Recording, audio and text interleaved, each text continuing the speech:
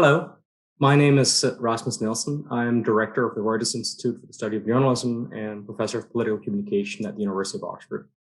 I'm delighted to be here for this launch event in partnership with Newslaundry, where I will present some key findings from the 2021 Reuters Institute Digital News Report, which includes, for the first time in the main report, India this year, and then to discuss some of the key findings with Manisha and a panel of esteemed practitioners from India.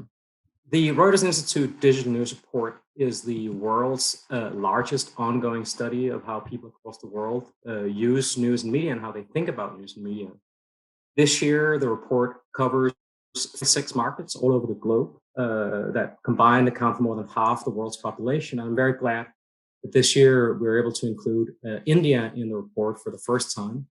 Though I should recognize here that we are at this stage only surveying people in India who have access to the internet and are comfortable answering the questions in either English or in Hindi. So this represents a small but important part of the Indian media market, but of course not the entirety of the Indian public and the many different ways in which different part of India uses news and media. The study in general is based on an online survey. So in every country we're in the field, it will underrepresent the habits of less affluent people, people in marginalized communities, and people in parts of the country that may not have great connectivity yet. This is, of course, particularly important in countries with limited internet access.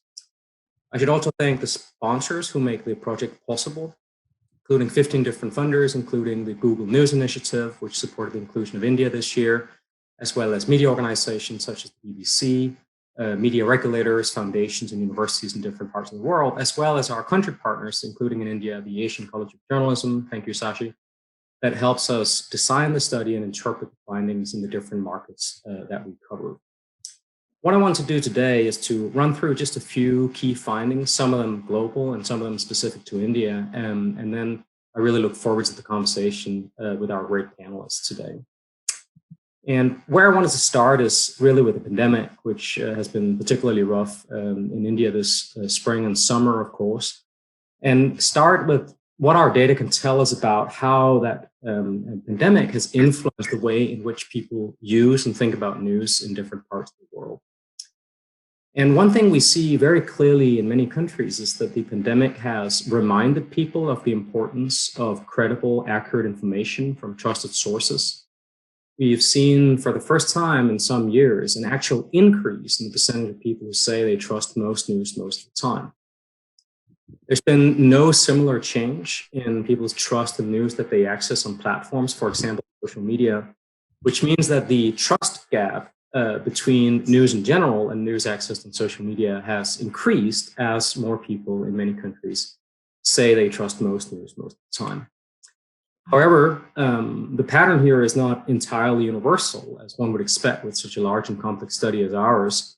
There are many countries in which we've seen very significant increases in trust, some of them 10 percentage points or more, but it's not entirely clear that every country has seen this development. So, for example, in India, where we can compare to our pilot study in 2019, there's been no significant change in the headline figure for trust in news in India. And when we look more closely at the different key trust questions we have in the study every year and compare India 2019 with the 2021 study, there's been a small increase in trust in news overall and a much bigger increase in people saying that they trust the news they themselves personally use, normally an indication of divided societies where people may not trust the media in general, but trust the media that they consider sort of their own. And as we've seen globally, no significant changes really in trust in news found by search engines or social media, which means that in India, the trust gap is much smaller than it is across the countries that we cover. And really, there is, in particular, when it comes to search, no significant trust gap between platforms and news providers in India. Now, of course, the questions about trust in news I use highlight the importance of individual brands. Every year in the survey, we ask a question where we ask people to scale how trustworthy they find individual brands on a scale from 0 to 10. We can categorize those who trust, those who land in the middle, and those who actively distrust individual brands. And the pattern we find in India is quite similar to what we've seen in many other countries, which is one in which the most widely used brands are often also the most widely trusted. including both commercial newspapers with a very large reach, as well as broadcasters and upmarket newspapers that sometimes have a somewhat lower reach, but is often read through the lens of the prestige that's associated with them, and a certain aspirational interpretation of their standing. What we also find is that digital-born entrants that people are less familiar with are often less trusted, even in cases where their journalism may well be excellent. This is a pattern we see in country after country.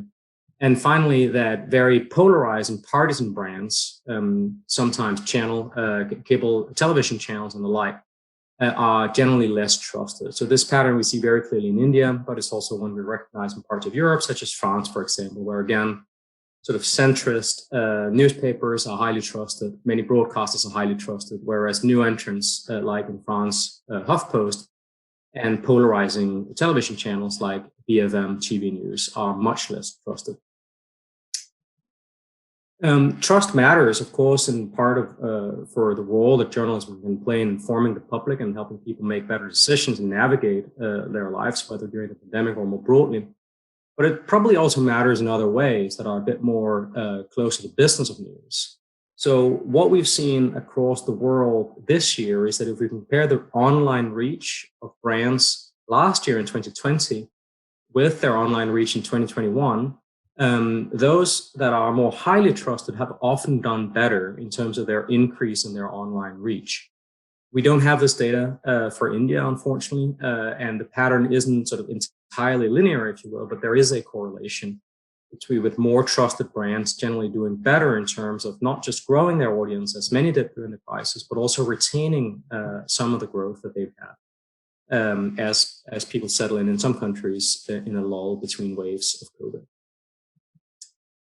Now, the backdrop here, of course, is also a darker one of concerns over misinformation. We find again this year, as we've done before, there are very high levels of public concern over whether the news that people see online is fake or real.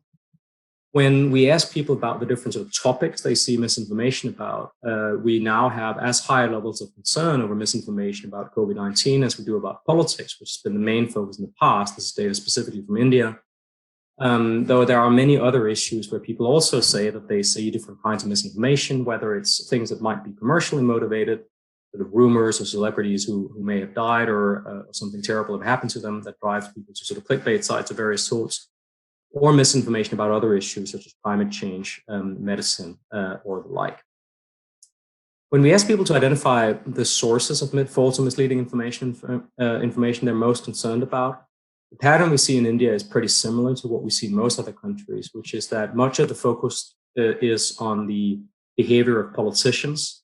Nearly a quarter of our respondents in India say they're most concerned about the behavior of politicians when it comes to spreading false and misleading information. There's also a real concern about ordinary people, the sort of proverbial uncle spreading false and misleading information in various platforms. But I think it's noteworthy to see that while there seems to be some concern from some political quarters about activists and journalists as possible disseminators of false and misleading information, this is not a concern that's shared by the public, at least amongst our English language internet using respondents. Now, turning from sources to platforms, we also ask people about what platforms they're most concerned about coming across false and misleading information from. India is one of the markets in which much of the focus here is on WhatsApp. 28% of our respondents in India identify messaging applications, primarily WhatsApp, as the platform they're most concerned about. And then high levels of concern also about Facebook and the Google-owned YouTube. If we look across the world, focus is normally in most countries on either WhatsApp, as in many countries in the global south, or on Facebook. And across the 46 markets we covered this year, really in most countries, the concern essentially is focused on what we might think of as a Facebook corporate, if you will. And 43% of our respondents identify either Facebook or WhatsApp as the platform they're most concerned about. Now, against this sort of dark backdrop of concern over misinformation from politicians found on platforms and on many different topics, and with the patterns that we've seen around trust, I think many in the industry, in addition to their editorial considerations, were thinking about what commercial opportunities might lie in this information disorder and the developments we see around trust. Here, I think the findings are sort of somewhat encouraging, but still incipient. So we do see some markets in which we've seen significant growth over the longer term in terms of the percentage of people who say they're willing to pay for news or already are paying for online news. In the United States, in the last 5 years, we've seen more than a doubling in the percentage of people who say that they're paying for online news. There are other markets too in Europe that are seeing some growth and quite high levels of pay in the Nordic countries. But it's also, I think, important to recognize that there are a number of markets in which we've seen little or no top-line progress, even if individual brands are doing well. In France, in Germany, and the UK, there's been no significant overall change in the total number of people who say they're paying for online news, even if some brands are doing well. And I think we can intuitively understand why. If we look at what some of the people who join our focus groups say, people generally feel that news is abundant. It's freely accessible, literally everywhere, as one young woman in the UK focus group says. And she doesn't really see any need to pay for it. Just as an older man from Germany in one of our focus groups feels that he can get all the information that he needs with the aggregator that's built into his phone. So he doesn't really see any need for a subscription. This creates a challenging market, as anyone who works on the business side knows, where we see very strong winner-takes-most dynamics in most markets. So we identify the brands that people say they pay to access in different markets. And in country after country, the pattern is clear. It's a limited number of often upmarket national brands who account for a large share of the subscriptions, often half or even more of all who say they pay for online news are paying to access for just a few large national brands. And then there is significant variation in how well local titles do, which historically, of course, has often been the structure, the main structure of news provision in the business of news has often been local and regional. But we're in many countries not seeing the same dynamic in the business of online news, which tends to be dominated by national players, with some variations. In Norway, a significant number of people say they are paying to access local news. In the UK, the figure is very, very low. Just 3% of those who say they pay for online news are paying for local titles. And in the US, there is some progress at the local level, with now almost a quarter of the people who pay for online news saying they pay for local titles. And this year, for the first time, we have a single country of those where we study pay in depth, namely the United States, where the median number of subscriptions have inched above one. In almost every other country, people at most pay for one in terms of large numbers of people. But this year, for the first time in the US, the median number of subscriptions is two, often a big national title, and then either a local supplement or a niche supplement on top of what people are paying for from the big national titles. If we want to understand the motivations, we can look at some of the open-ended responses we have to our questions in different countries. In some cases, this is about the people's strong belief in the values they see behind journalism in general, or behind individual brands, as illustrated by this quote from a man from the United States. In some cases, people are simply convinced in a more transactional sense by an offer. This is an example from Sweden, where a woman was offered a subscription at a nominal price and took it on top of her local paper to try out something new online. We have people who say they actively seek different perspectives to supplement the news that's available abundantly for free online. A man here from the US who explains that he, in addition to reading the Wall Street Journal, is subscribing to The Athletic for in-depth coverage of sport, and the National Review, a conservative opinion magazine and website. And finally, of course, breadth and diversity. There are people who are subscribing either to individual titles or aggregators of both, because they want depth and breadth and perspective, in addition to sort of the clear values behind some of the organizations that they might subscribe to. Now, it seems to me that this is sort of one of the things that both the profession and industry is working through, as to how to find the balance between the commitment to sort of breadth and diversity of perspectives versus the very real public desire also for journalism that is clearer about its values and sometimes takes a stance on big issues of the day. We've tried to get better data on the public perception on these issues that we broadly can think of as associated with issues of impartiality, though of course that can be practiced in many different ways. And here again, I'll share the results just for India in terms of public perception of how people think the news organization should approach some of these issues. And what we find in India is that people say that they really want a range of different views and actually express quite a high level of commitment to fairly conventional ideals of impartial and objective news reporting, with 61% of our respondents saying that they believe that news outlets should reflect a range of different views and leave it up to people to make up their own mind and decide on the big issues of the day, with a significant minority, but still only about a quarter, saying that they believe that news outlets should actively argue for the views that they think are best.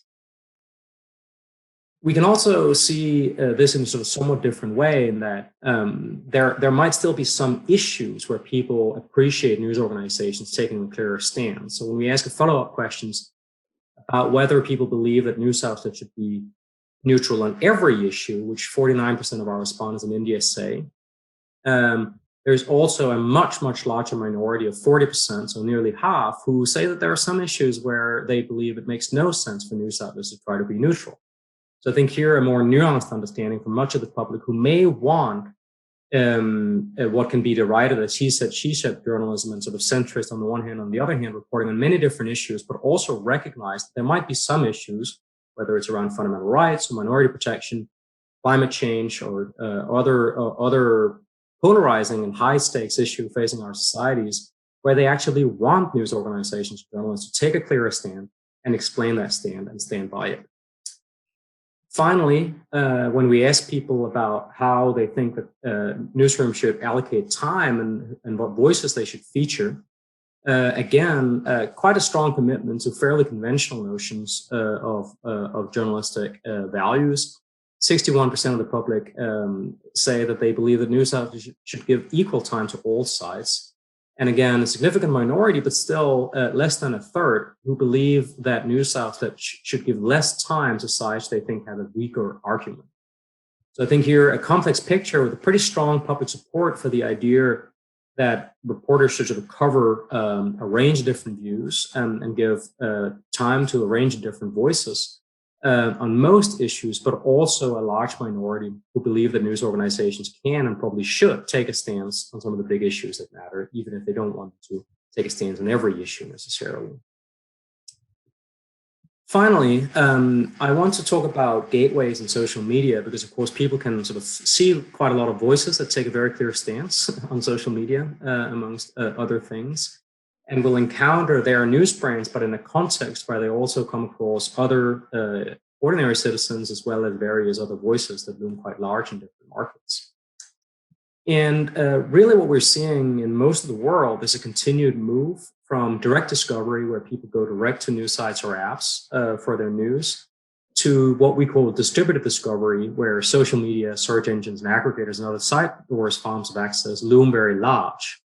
So this year, amongst all our respondents, it's just a quarter who say that going direct to a news site or app is their main way of accessing news online. And nearly 3/4 who rely on various forms of site-door access. And this is much more pronounced among younger people, where less than a fifth say they go direct to news sites and apps. In India, in many ways, at least for our English language internet using respondents, I think here is much further in the development towards an environment more dominated by distributed discovery than some of the markets we see in Northern Europe, for example, where publishers still have very strong direct connections with much of the public. So looking specifically at the India data, we find that just 12% of our respondents say that going direct to a news site or app is their main way of accessing news online, and much, much greater reliance on social and search aggregators of various sorts.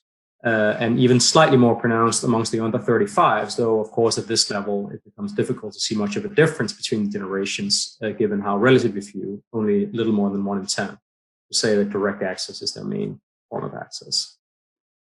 What we're seeing more widely, globally, is an increasingly complex platform ecology, where Facebook is still incredibly important overall, but the company's slew of decisions from 2016 onwards in particular to reduce the role of news in the newsfeed and move news into discrete products such as Facebook News seem to have reduced the percentage of people who say they get news while using Facebook. We've seen no similar decline in the overall use of Facebook, only specifically for people getting news on Facebook, even as other platforms are becoming more important, whether they are long-established ones such as Twitter and YouTube, or newer entrants, at least newer in some markets, WhatsApp, Instagram, and more youth-oriented and visually oriented tech networks like Snapchat and TikTok.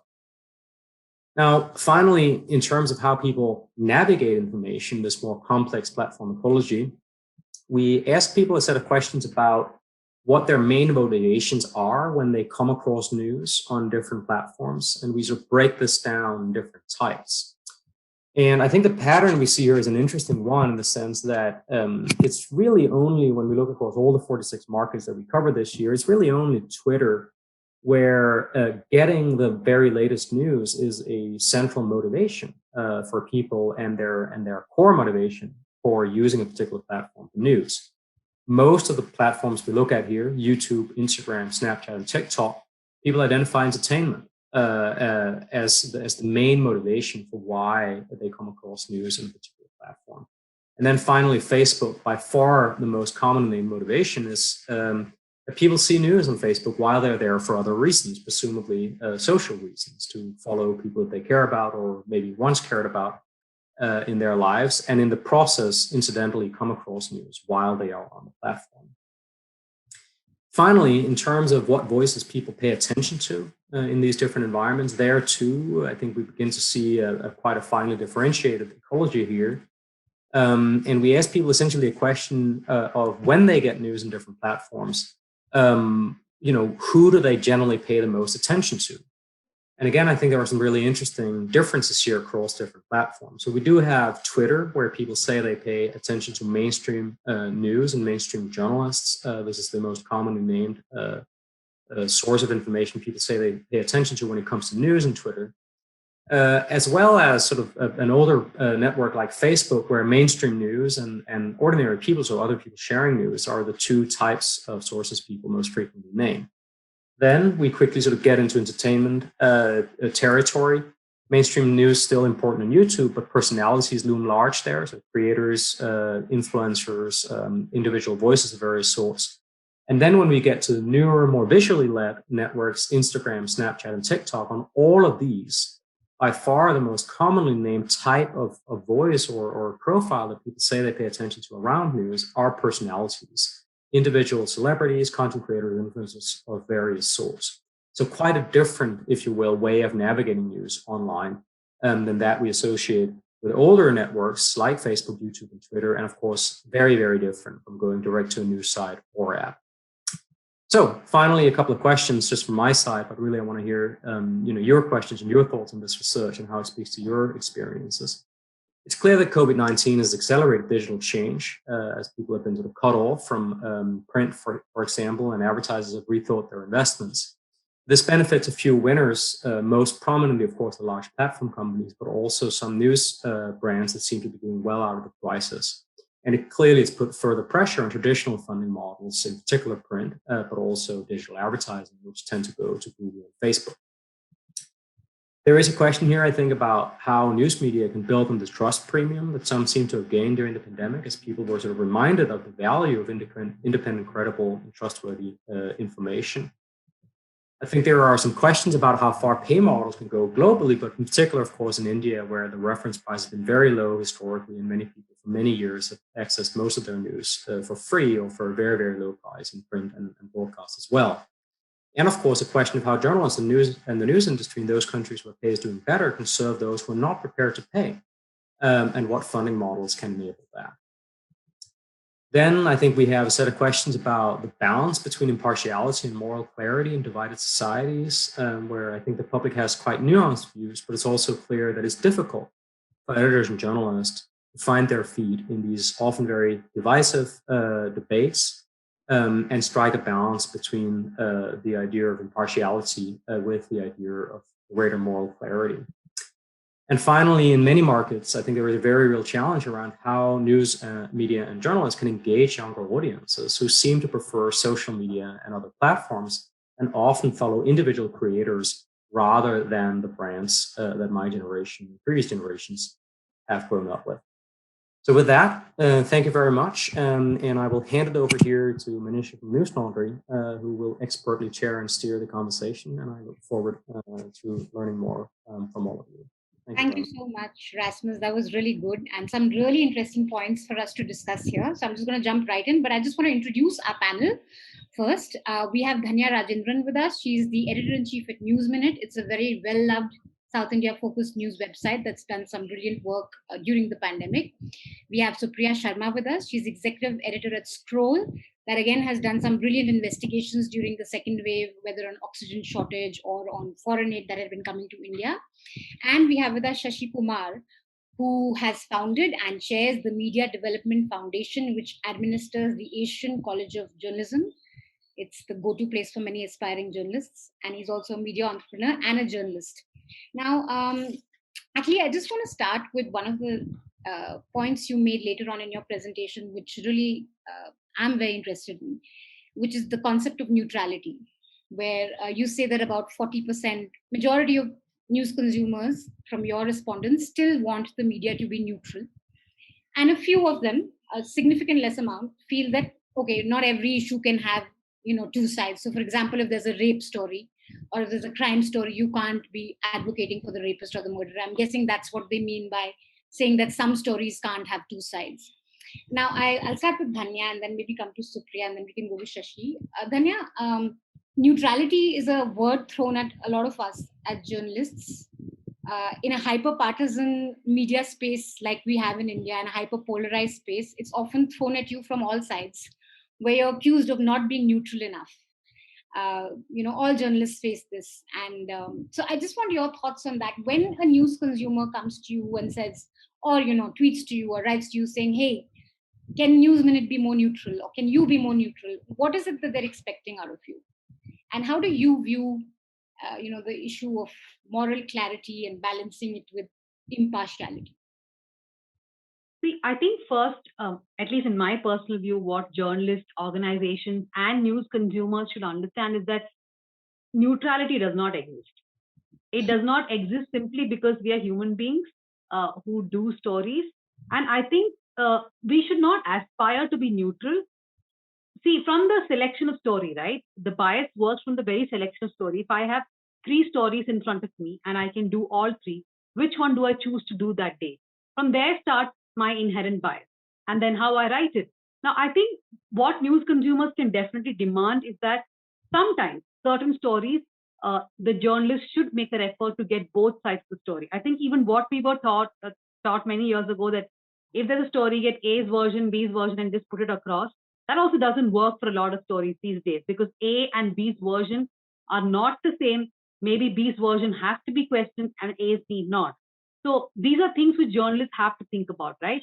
Many people really simplify news as put A's or B's and C's version and that's it, leave it at that. That's not really neutrality. And I don't think that news consumers should expect that.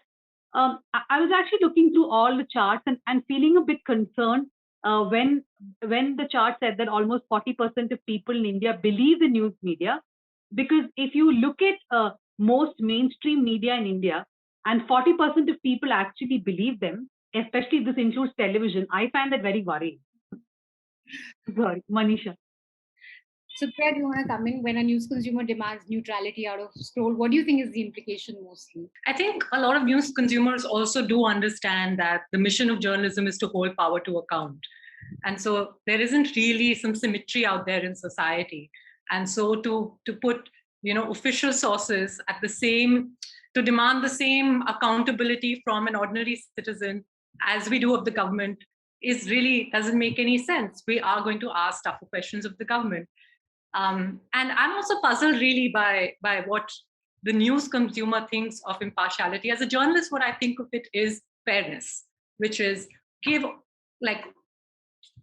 space to every view, give a chance to every side of the story to present their stance on it. But at the same time, I don't think this is a question of symmetry. I think we will, as journalists, hold power to account, which means we will ask tougher questions of the government. And I also do think that that's a traditional value of journalism that news consumers do expect.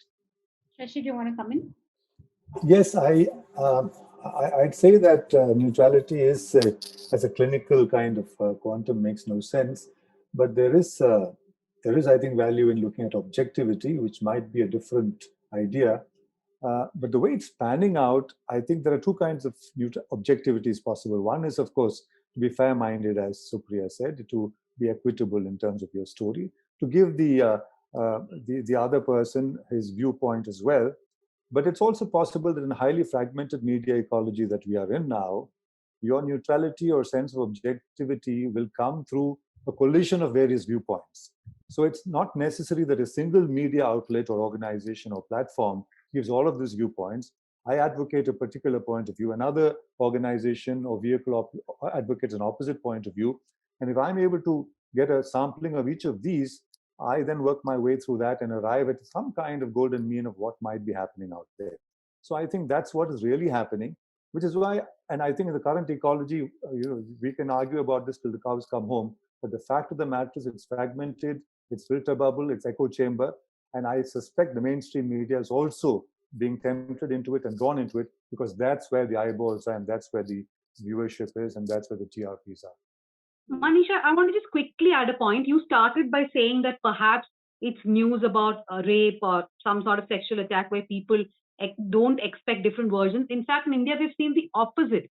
We have seen that it is when such crimes happen, in the Hathras rape and what happened in Kashmir, that's when people are more polarized. Yeah. And they don't want versions. They want their version to be out there. It's either my way or the highway for most people, especially when it comes to crime news recently, and it has some sort of political, caste or religious tones to it. So I think people expecting neutrality is at different levels. And I agree with what both Supriya and Mr. Shashi Kumar said, that we need to be objective. We need to give all sides, but we cannot always be told that give both sides equal footing. That's about it. I think it's interesting you brought the Hathras case. This was a gang rape case that had occurred in Uttar Pradesh. And I think there, some of the, feedback you'd get, which is seemingly to demand neutrality. But the question is, hey, why are you talking about a rape in this state? Why aren't you talking about a state, another state which is not governed by the BJP where a rape has happened? So kind of saying that, hey, balance all crimes. But I just, this brings me neatly to the point that Rasmus made also about trusting in a source that you've chosen. In India, that seems to be a high percentage of people who've chosen a brand.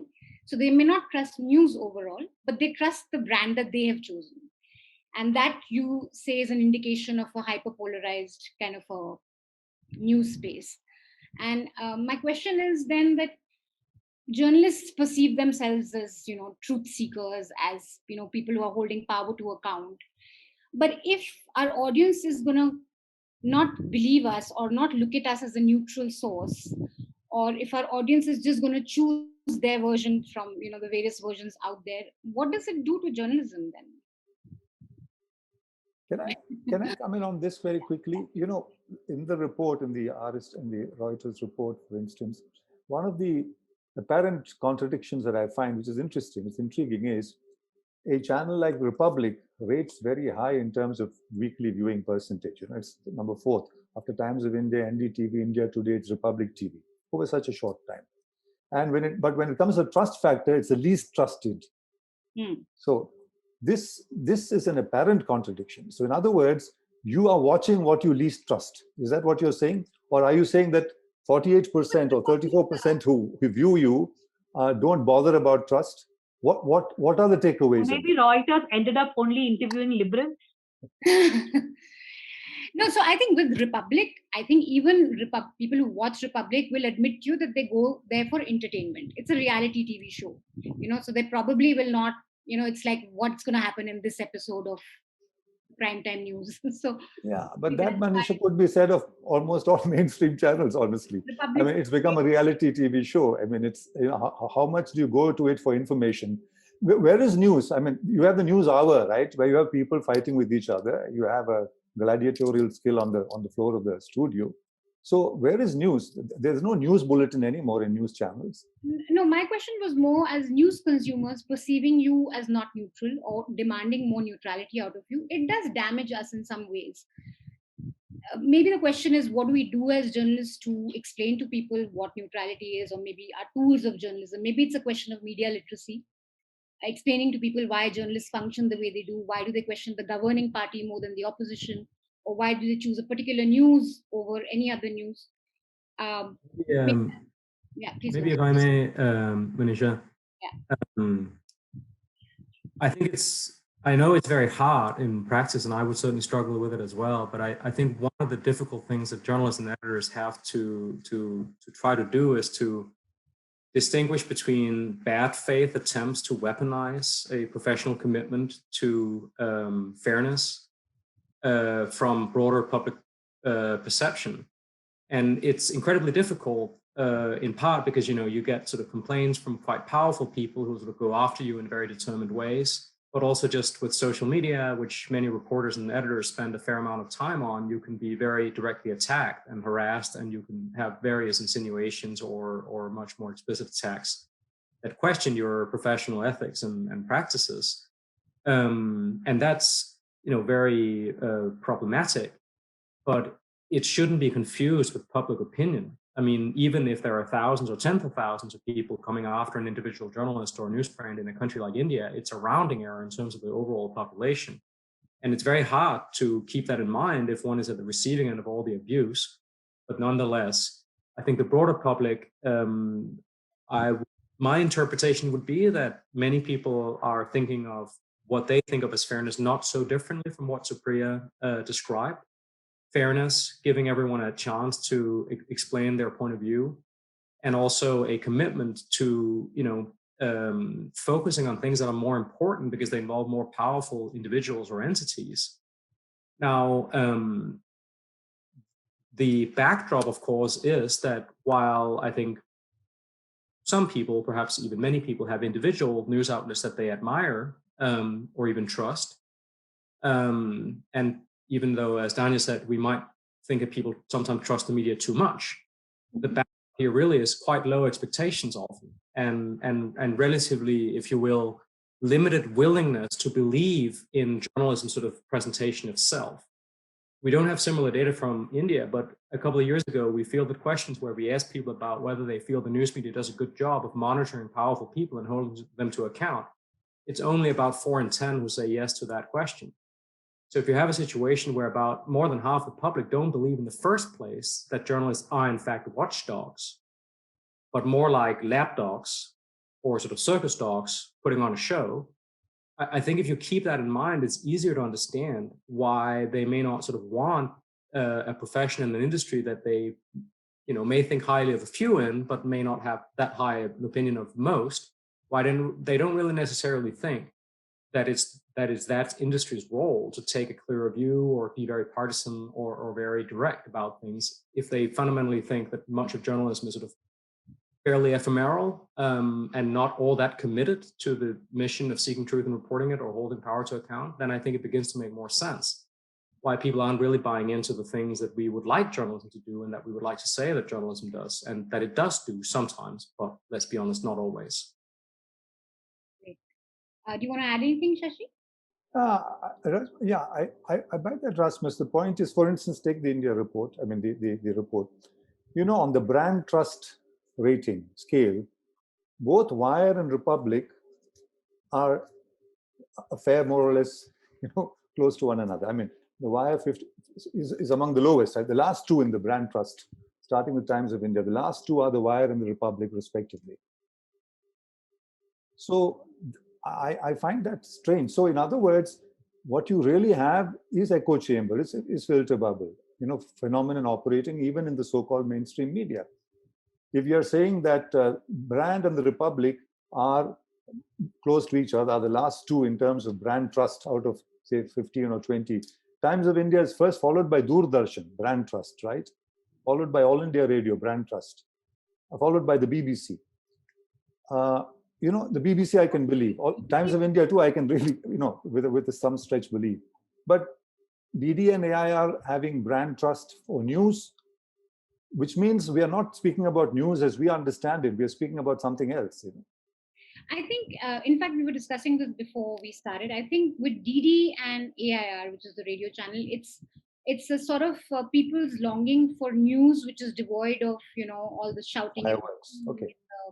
So I think people are going there just for their roundup of the day, that here's what happened, and an anchor will just come and pleasantly tell you what happened instead of shouting down at you. So maybe that's one of the reasons why there's a lot of romance for DD, which is owned by the government and which often will not give you the news as it should. I mean, I'm just surprised because I started my career with Doordarshan, spent a good part of my life in Doordarshan News. So I know that nobody believes the news we give them. Not now, not earlier. I mean, it's not peculiar to the BJP in Congress time either. I mean, Doordarshan is a propaganda arm of the government, period. Yeah. So if that's what you want, then there's a problem with the understanding or perception of news. In fact, yeah, during the second wave, DD News had nothing on the oxygen shortages that we were facing. We monitored DD for a while and we saw that it was all hunky-dory. But I think it's more a romance and a nostalgia for a simpler kind of a format where an anchor is just pleasant you telling you the roundup of the day. I wanted to go to Supriya next, and please feel free to jump in if you think you want to. Yeah, so just, Manisha, just to go back to your question, which is what is this doing to our journalism? I mean, we are functioning in a very polarized time where, it can set up very perverse incentives for news outlets to take a position, to privilege one point of view over the other, right? I mean, and I guess that's the challenge really, to still stay steadfast in traditional values. And in that sense, I think, to stick to more reporting and not fall for, what is perhaps a more lucrative, low-cost way of generating opinions. I think that's one of the things that come to mind. And as far as Doordarshan is concerned, I have to confess I haven't watched DD News in a long time. But I wonder if it's also maybe people discount a lot of it. They recognize that it's a national broadcaster. They know the government's imprint on it, and they're perhaps only looking for very basic information, news you can use, like which state has a lockdown in place, are trains running? I mean, perhaps that's the kind of information that they think Doordarshan is reliable for. Absolutely, because also with the private broadcasters practically don't give you that kind of bulletin, through prime time from 7 to 9. It's mostly just debates. So if you actually want to know the train timing or lockdown things, you will probably have to go to Doordarshan and figure out. But I just want to ask you, since you're leading a newsroom and you've done a fair amount of investigative reporting, especially during the second wave, have you seen a shift in trust in your news consumers? Have you personally felt that there's been more trust towards the kind of journalism that you're doing from your readers or through feedback? Because also often every time Scroll puts out a story, there'll be often a government official saying it's an incorrect story, or this is a fake story, or that this is incorrect, don't fall for misleading information. So how has your experience been with your news readers? Well, the response has been very heartening. We found that our public accountability journalism has resonated a lot with our readers. Every time we've done an investigative story, it's been widely read. Whether last year it was a story on the government's delay in kickstarting production of PPE kits, or this year our report on how the government took 8 long months to invite bids for oxygen plants, which weren't up and running in the second wave, which contributed to those immensely tragic deaths that we saw in hospitals that ran out of oxygen. Each of those stories not only brought readers to the site, but I thought it also sort of signaled or communicated our values in journalism as a small independent newsroom that's seeks to pursue facts that hold power to account. And I felt that readers not only recognized that, readers not only came to us and saw us as a trusted source for it, but also as an expression of how much they valued those stories, they contributed to our ground reporting fund, which was extremely heartening. I felt that in the second wave in particular, where these stories spoke very directly to readers, because this is what they were experiencing at a time when oxygen was running out in hospitals, at a time when people were struggling to get access to hospital beds. Stories that pointed out, government accountability struck a major chord. Dhanya, what's been the News Minutes experience with the kind of reporting that you've done? Have you seen? Manisha, I just want to connect your question and Supriya's answer. You had asked that how does neutrality, how does this audience perception that somebody is not neutral and they keep thinking that whatever you report is therefore not correct. How does that impact newsrooms? That was your question. And if I can just link it to Supriya's answer, see, what my understanding through the years is that we live in an echo chamber, whether it's on any social media platform. So we have one group of people who will believe us no matter what, and another group of people who are forever dissing us. Even if it's a factual story, you put a document out, they will still think that's not true. There are two sets of people. Now, it is when something like a COVID-19 second wave happens, and both these groups are impacted by it. Now, they may talk about it or not talk about it, but the point is both these groups are impacted by it. And the second group, which would have always dissed Scroll, said that anything that Scroll does is fake news, suddenly realizes that they are speaking the truth. They are speaking truth on my behalf. And then you see a shift in their attitude. So I think the pandemic definitely has made people realize, especially the people who felt that that all these media houses were biased against the government. They had some dark agenda against the government. Many of those audiences have now realized that, no, look, they are doing journalism, which is important for us because we are the people who eventually suffer if something like this happens again. So I think the pandemic has definitely shifted a lot of thought, and people are starting to think that perhaps news outlets are not always lying and they don't have this deep dark agenda. Do you have any anecdote to share with us in terms of the feedback or something you found on the ground with your reporters? And no, not only for my own reporters. I mean, I follow Supriya's tweets. Like whenever she tweets, one of my favorite hobbies is to just go and see the reaction she gets to her tweets. And from that itself, I can understand that people who would have praised the government 4 or 5 months ago, they're starting to believe that, okay, there is another side. We need to listen to the other side. So at least the pandemic has shown to the public that there is a section of the Indian media which cares about public good.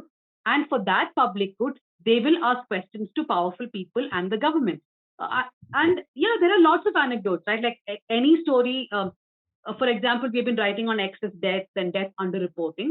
People, no matter what political allegiance they have or affiliation they have, they do appreciate these stories because it concerns them. Death concerns everyone. People getting hospitalized concerns everyone, no matter what party they belong to, no matter what religion, what caste they belong to. So I think the pandemic will bring that shift, at least some more trust in the media than what was there pre-2020. Shashi, if I may actually add here, a measure of that is what we're seeing in terms of the reporting that mainstream media, not known for particularly questioning the government, the kind of reporting that we're seeing there. I mean, Indians across many states felt abandoned in the second wave. Governments were nowhere in sight. And even mainstream media could not ignore the sentiment of their readers and viewers, more than sentiment, the experiences of their readers and viewers. And for that reason, we saw that mainstream media, however feebly or fleetingly, spoke up for their audiences and asked questions. Absolutely. That's the big difference between the second wave and the first wave, the reporting. Shashi, do you see trust increase? What are the conversations that you're... I think the digital media, the standalone portals like represented here by Dhanya, Supriya, and others like Wire and Quint and so on. I mean, they are, I think, at the front line of journalism now in India. It doesn't matter, I think, that on the trust scale, etc., or the people, perhaps it's still a new, the new kid on the block, if you like, because in terms of important stories that matter, speaking truth to power, being bold, which is why you can find the government targeting that section particularly. Now, the latest IT rules, it's very clear that the government in the new, what is called intermediary rules, which has been, I think, in passing mentioned in the report as well in the India section, the government is actually, by a sleight of hand, made self-regulation government regulation. They're saying, they'll unleash complaints on your portal. If you can't handle it, your body, the insider body should handle it, the industry body. Otherwise, it goes to the government and chaired by a joint secretary, they'll decide whether what you've said is right or what the complainant says is right. If it's a bona fide complainant, it's fine. But the point is, we know the role of trolls now, right? We know how the mob, how the street is being unleashed on the media, and that's going to happen online in a big way. So the digital media are doing a tremendous job. And I think the mainstream media is covering all this, partly, of course, because COVID is too important for anyone to miss. But I think the mainstream media is taking its cues, if I might say so, from a section of the digital media and from the social media. What goes viral on social media, ipso facto becomes material for headline the next day. So they have, I know that in big, mainstream media organizations, they have cells which are monitoring the social media and looking at what's going viral in order to make that the big story of the next day. So I think there's a big shift taking place in that sense in terms of the way journalism is panning out, and I think that's for the better in some ways, whereby you're not just holding the government to account, you're holding the mainstream, the big players, the monopoly media in the country to account. And that's happening by the digital media. And that, I think, is a big shift in the media ecology. Newspapers still, though, continue to be the most trusted or the go-to source for most consumers. And I don't see that changing soon. I do think a lot of people in India are going to go to newspapers, language newspapers and English or Hindi newspapers for their news. But the second wave has also dealt a huge blow to these ad-driven news organizations.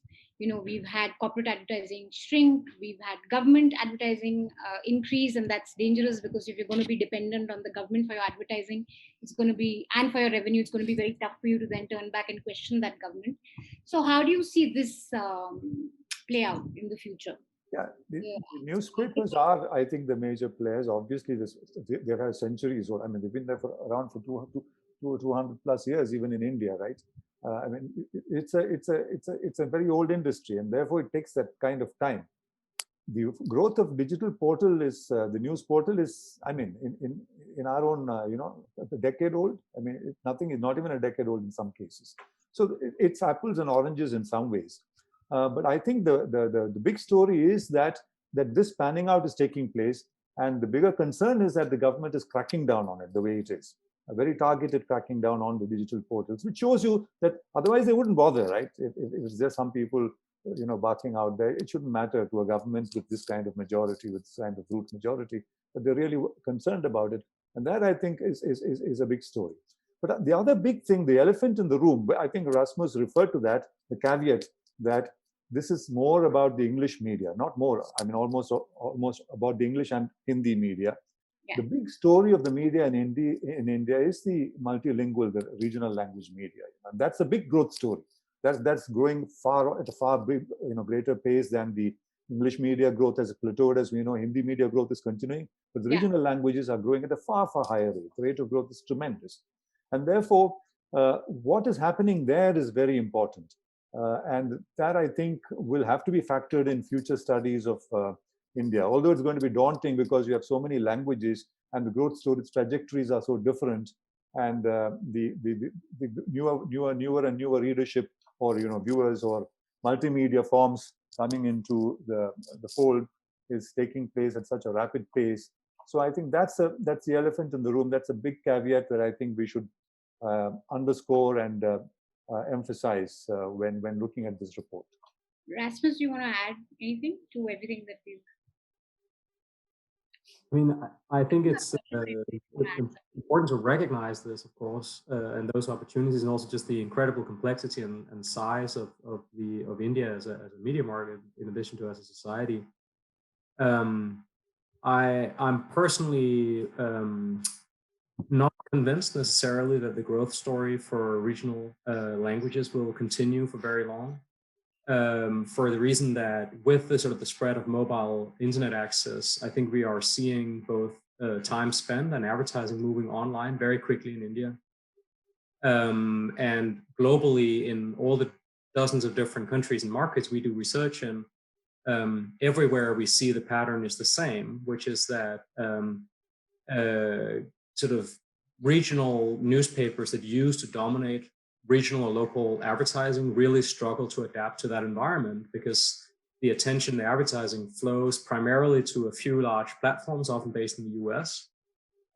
People who are willing to pay, and much of the attention focus in news often flow to a limited number of large national brands who expand their digital offerings and sort of create a virtuous circle financially, at least in that space.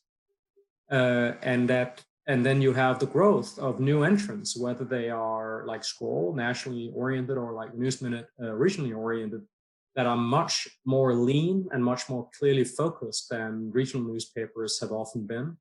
And that sort of benefit at the other end of this, as difficult as it often is to make ends meet and break even, make immense editorial contributions.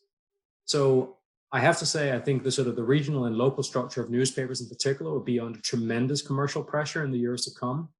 And as several of you have suggested, there are a lot of sort of potential risks with relying on government advertising in that situation, which has its own shortcomings compared to sort of corporate advertising.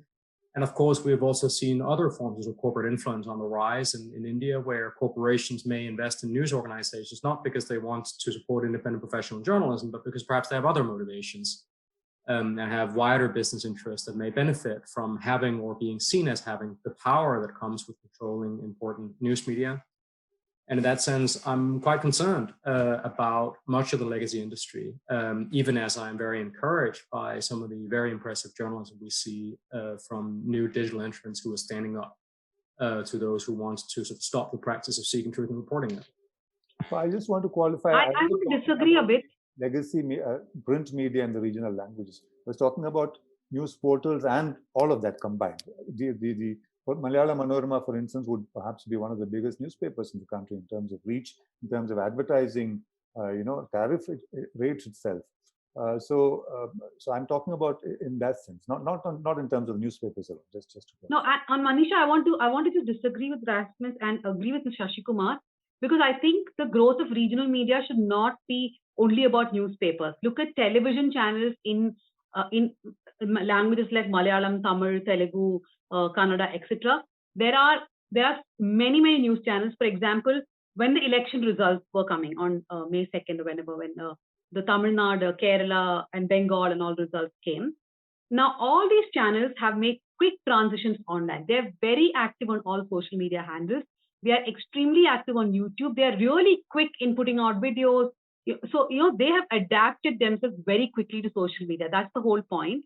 And even if you look at an audience, like for example, let's say a national event is happening and you see streaming on YouTube, you cannot even compare the number of people streaming an English channel to someone who's streaming a Malayalam or a Tamil channel. It's like 10 times more for a Malayalam or Tamil channel, because these channels have quickly adapted. The group which Mr. Shashi spoke about, Malayalam Manorama, I think is one of the front runners in this. They took to digital much before anyone else did. And look at the kind of traffic they drive in, which is also pretty scary, because some of the stuff they put on, some of the stuff that most of these people put, I wouldn't say the same for Tamil and Malayalam, but in Telugu and Kannada can be quite, hyper-national, bigoted, etc. So the influence of the regional media is not much in print, I would say, but it is in television. There are not many independent digital media sites in any of the languages, but definitely these TV channels, the newspapers, and the digital portals have quite a big influence on the population. Yeah, I mean, if I may add, even in Hindi, not only do we have something like Lalan Top, which is sort of has a footprint across many Hindi-speaking states, but each of the Hindi-speaking states now has an important digital player. Chhattisgarh, for instance, has something called Lallu Ram, I think. So, there's a lot of innovation happening in that space too. No, and I think the way regional media behaves has a huge impact on the minds of people. I'm not talking just about politics. For example, something like a Me Too movement happens. The Tamil media, for example, except a few people, completely diss the movement. Like, they are disrespectful towards it. They treat it really poorly. So, an entire generation of people sort of believe that.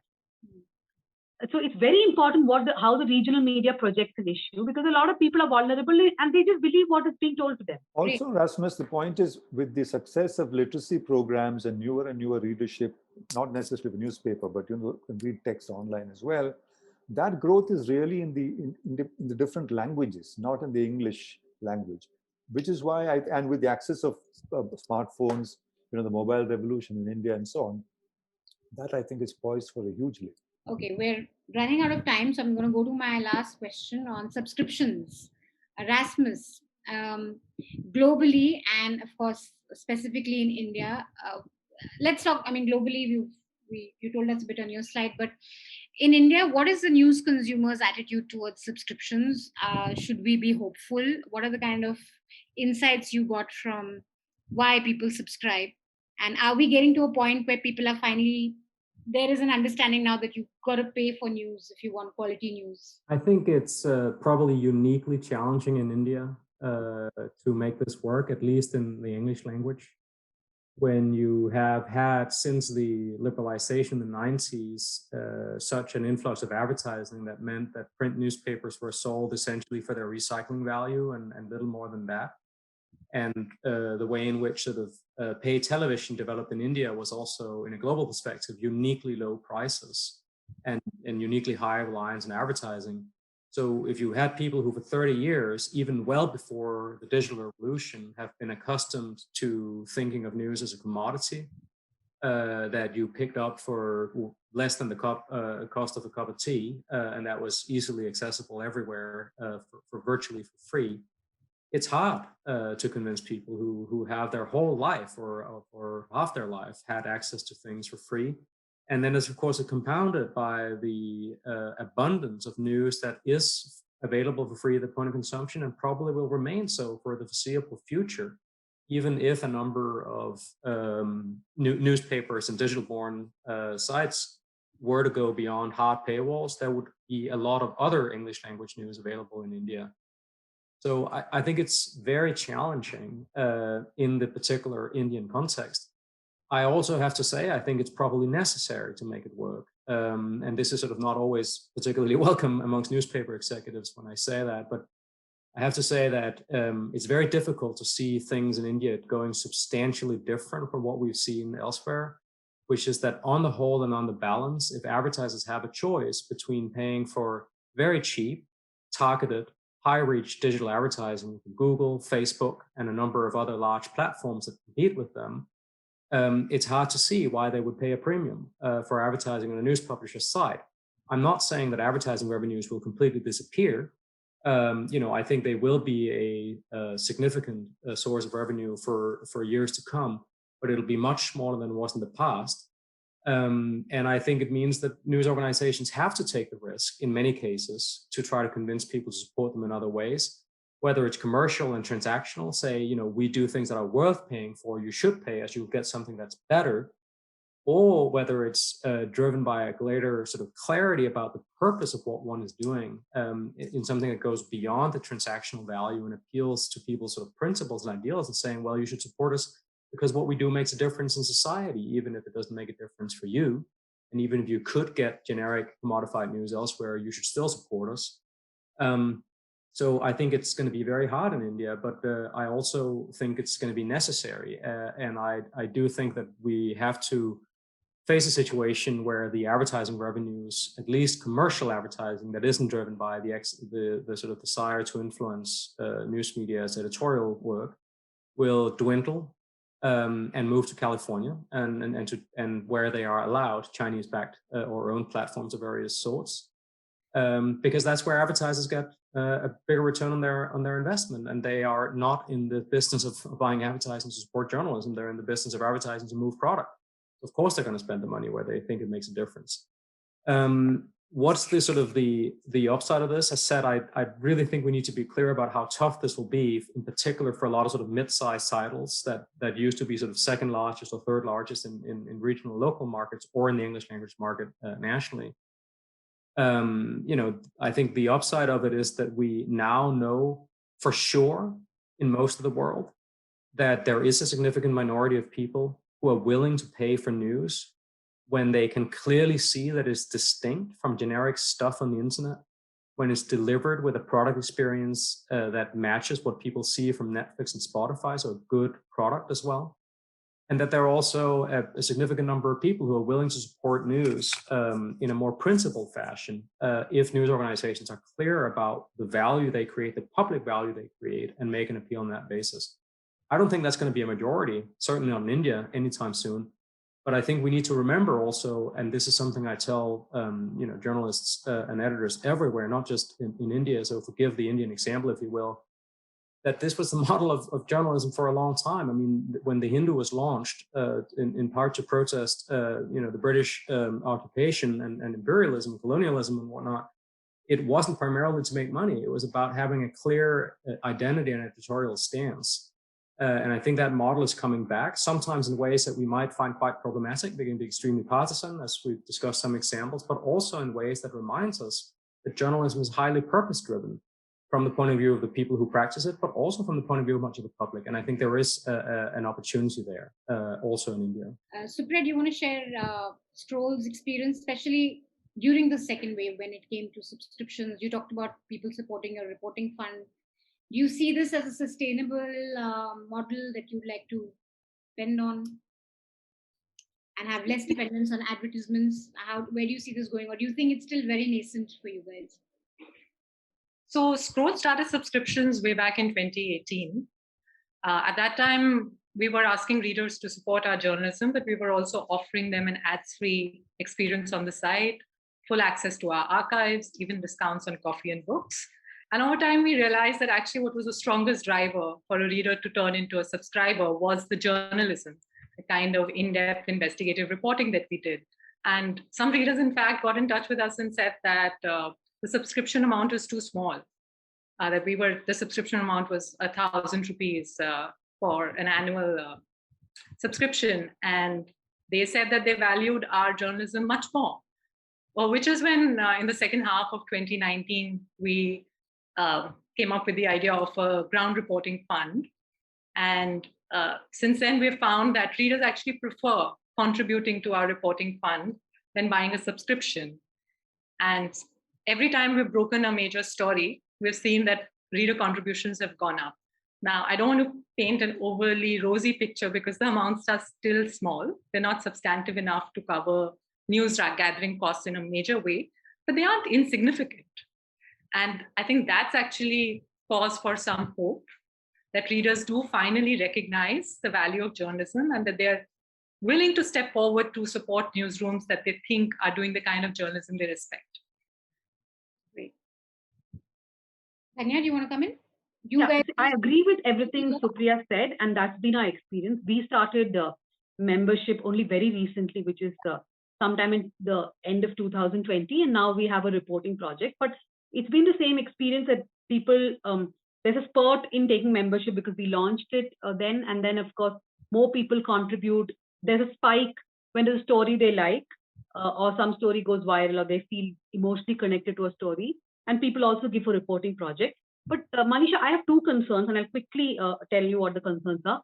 First thing, I still believe it's only a small pool of people who are willing to pay for news in India, whether, like Supriya said, they want to contribute to news because they believe that the journalism that organization does is important, or a group of people who don't mind paying, like the Hindu has a subscription, has a paywall, and they don't mind paying. That small pool has to increase. Now, if that small pool does not increase, first, there's going to be fatigue amongst these people.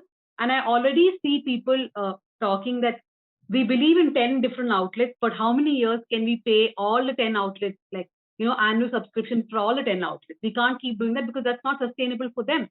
Like 1,000 rupees for Scroll, 1,000 for Newslaundry, 1,000 for the News Minute. Many people write to me saying that, why can't you all come together and have some fund and all of us will give and you guys just divide it. So, yeah, so the point is more people have to join this pool where they believe that they have to contribute to news organizations. Otherwise, if that pool does not increase, the fatigue will set. I just want to come in here because Newslaundry is one of the earliest subscription-driven outlets. We're completely ad-free, and we've had subscriptions since 2014. And the last 2 years for us have been very optimistic because I think somewhere with the pandemic hitting, people have really begun to understand the importance of news that is not influenced by advertisers. But that's come to us now after 2014 because we've done sustained sort of campaigns telling people why a media that's dependent on advertising is not going to serve you. It's not going to serve the public. And if you want, if you want the news to serve you, you have to pay for it. And I think along with that, there's also some media literacy, like I said earlier, to explain to people. I think most people still don't understand why reporting costs money. So simple as that. people don't understand why, if you have to do a story in Uttar Pradesh about, lack of beds in a particular hospital, or say a number of deaths in a particular hospital, people still don't understand why the journalist travels, he stays. Sometimes he or she will come back without a story, so those resources are gone to waste. So I think I'm very optimistic, and I, like Rasmus said, I think there's a significant number of people who want to subscribe, and I think for smaller independent news organizations, it's good enough. Maybe for larger Times of India level, where you have reporters in every district, in every state, it's hard, and it's always going to be a mix of advertising and subscriptions. But smaller independent news outlets, I think it's a question of really, I think, clear messaging. Maybe that's something that helps.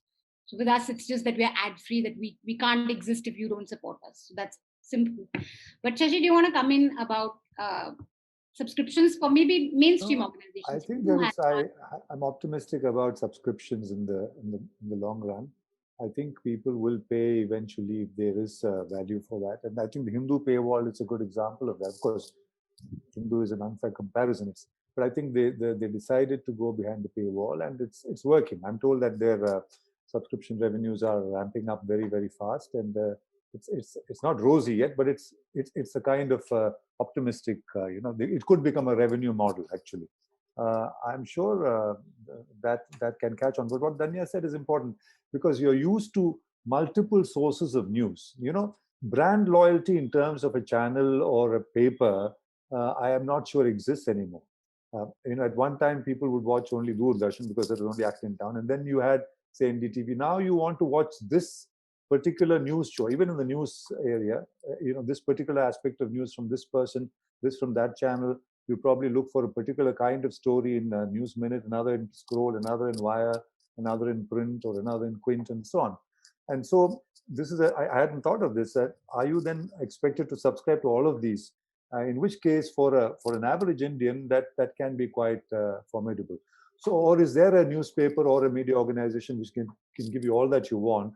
There are very few like that anymore, which is ideologically not against what you think. So this is the problem. When you have a situation where there's democracy of media, where there's different kinds of media jostling with one another, and experiencing all of them free enables you a wide reach, and enables you then to negotiate your way through all this information, and even try and rubbish the misinformation and disinformation there.